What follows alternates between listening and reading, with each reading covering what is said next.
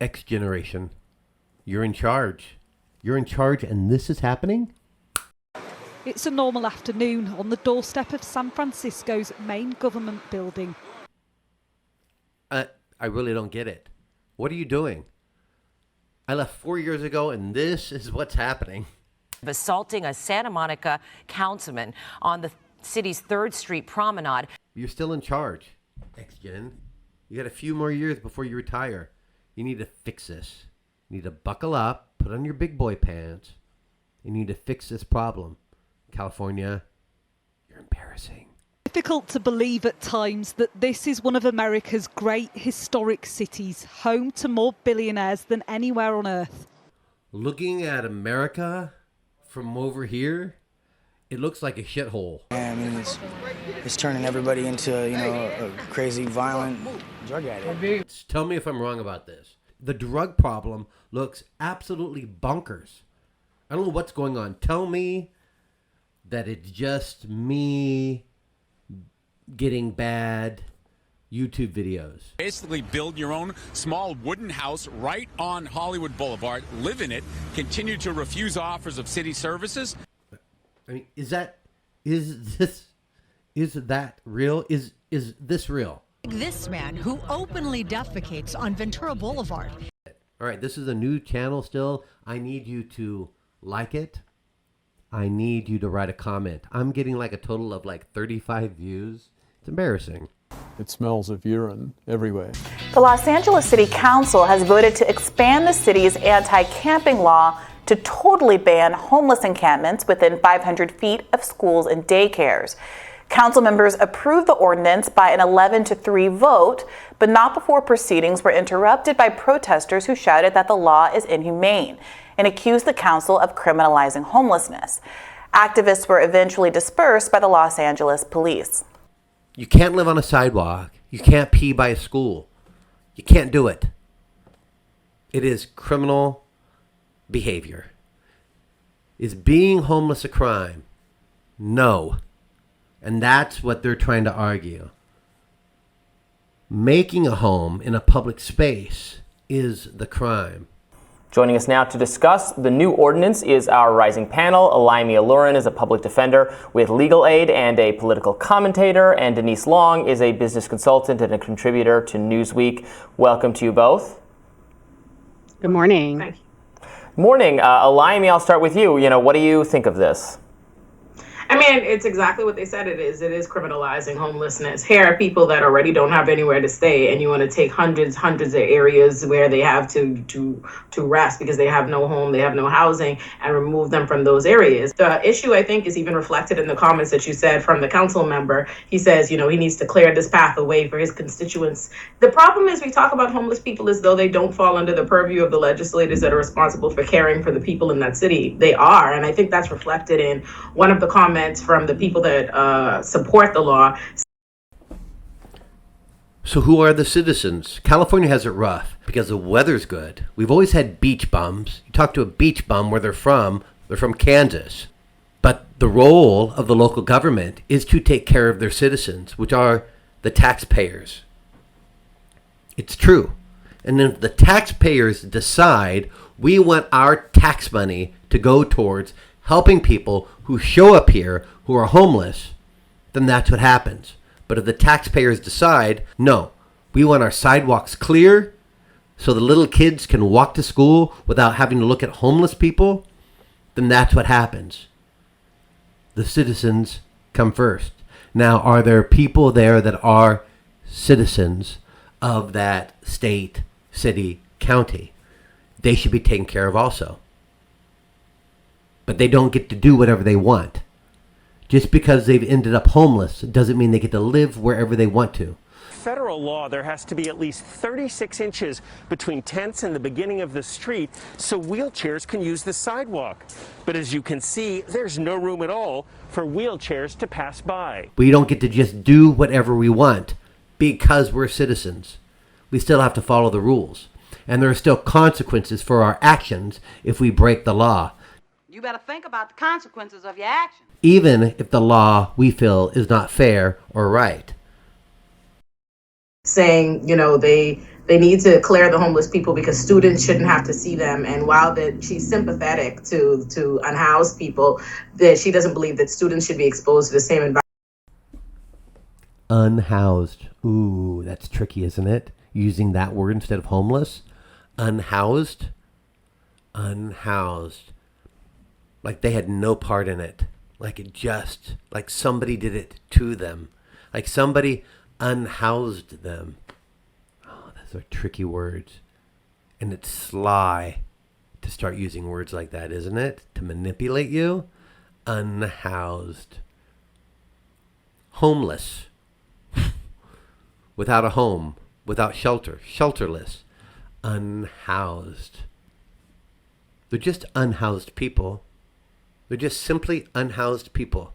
Not in California. There are so many opportunities to be housed. But you know what? If you want to get into a shelter, you have to follow the rules. You better think about the consequences of your actions. I've been homeless. I've been homeless in LA. I've slept in parks. I've slept in my car. I was homeless for about 4 months. Tough times. But I started making different decisions, so I wasn't unhoused anymore.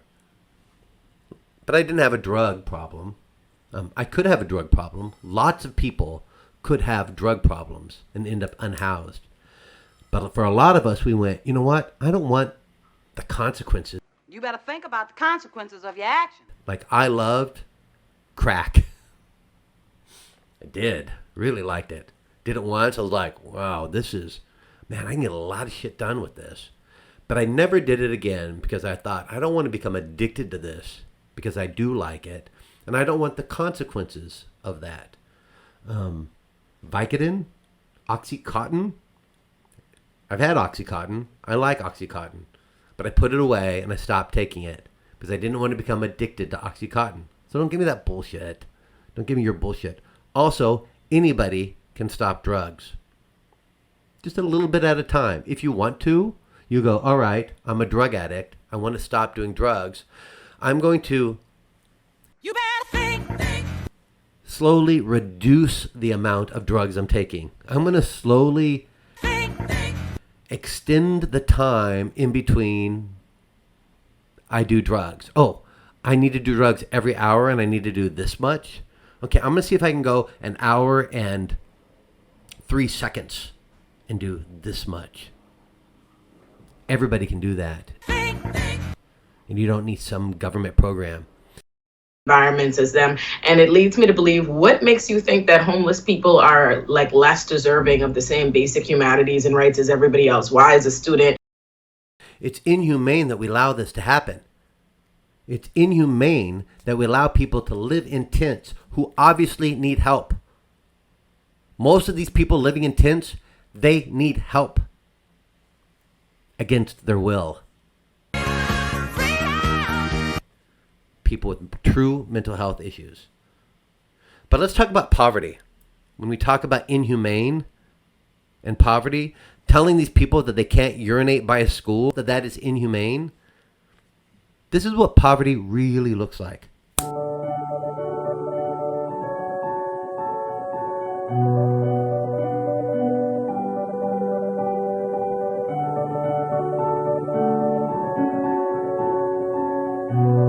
That's poverty. This he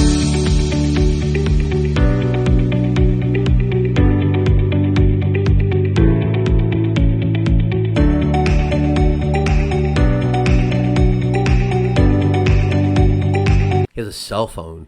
That homeless guy has a computer in front of him. How to reduce my dependency on drugs, or call the guy who brings me drugs. Those are choices. And every human has a flash of insight that says, I wonder if there's something better for me. And then we all have choices of going, am I going to listen to that little voice, that little calling of God in me, or am I going to ignore it? And there are consequences when we ignore that voice. Fox says he learned this is Ali's third felony arrest in just 2.5 weeks. because they choose to be. They're on the street because they don't have the resources to provide themselves with housing, and it's a problem. For a lot of people who are homeless, these are the consequences from their actions.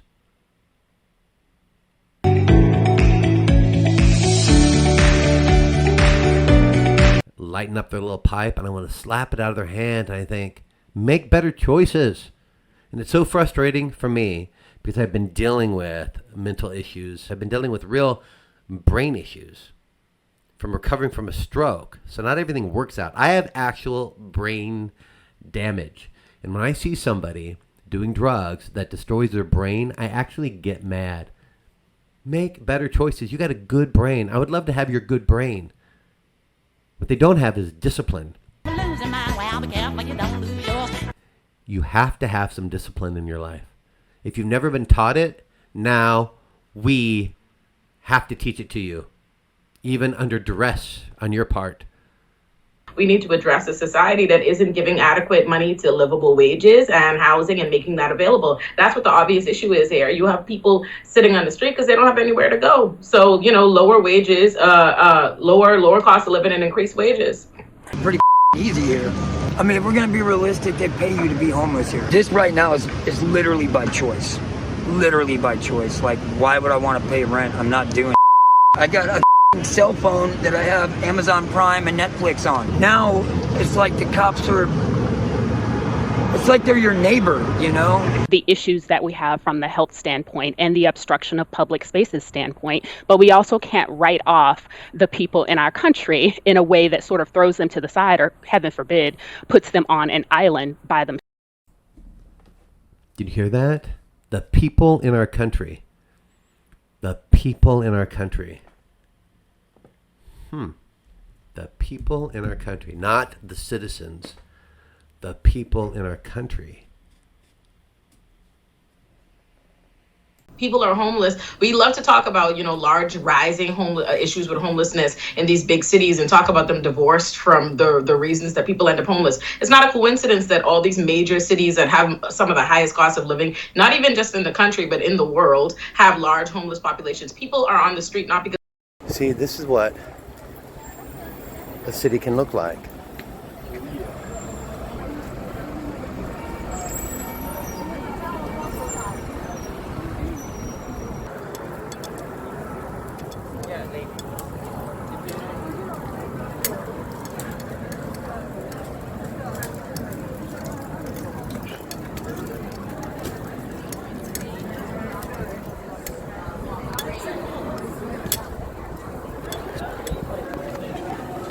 So we just passed one guy in a wheelchair begging, saying, spare change. And the thing is, because there's only one of them in these 4 blocks, you'd actually help him. You can actually give him food, give him a little money. Even if he's going to buy a pint, it's no big deal. Give him a little money, help him through the day. But when you're overwhelmed with them, you don't give money to anybody, even those that need it, like this guy. When there's too many, your heart becomes cold, hard, and none of us want that.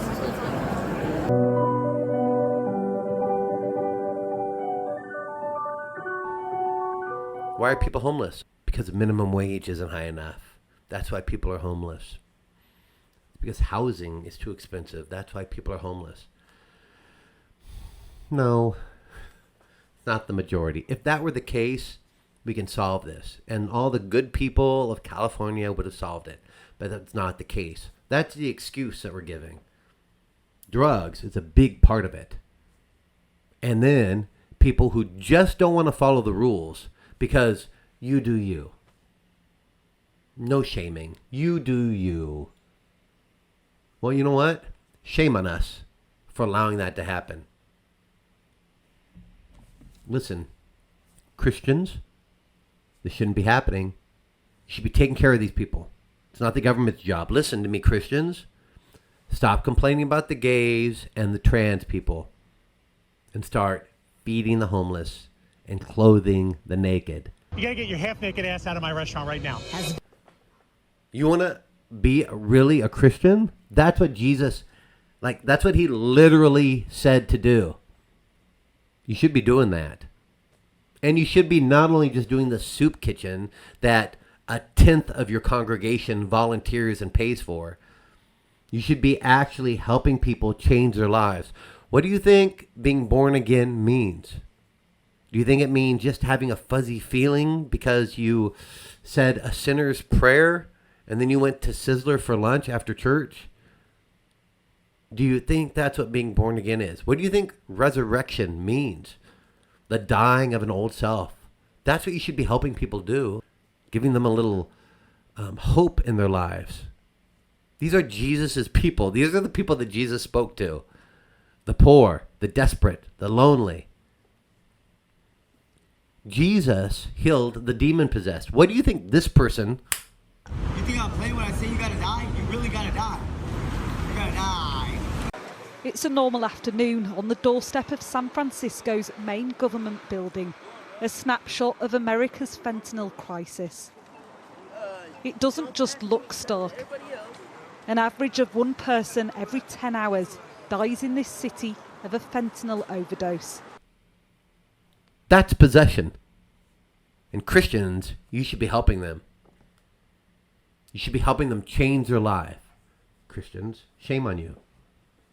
Not at war with principalities. I don't believe that a person's gender can be this. If I am forced just so you don't get your feelings hurt, my freedom is taken away. Things are more spiritual than they seem. He said this, Satan respects pronouns is a fun way to show your pride.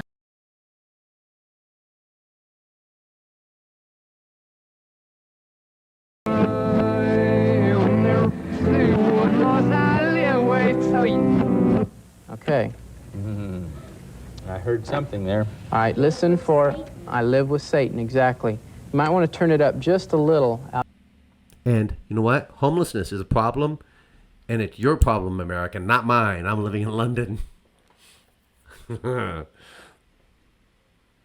pregnant woman begging for money on the street with a young boy drove away in a Mercedes. Please subscribe and like it and comment.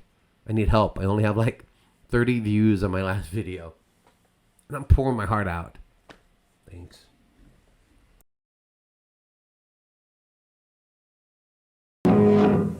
Okay. As I live with How many in Satan. the audience heard that? All right. Now let's get that vote on videotape here. How many actually heard that?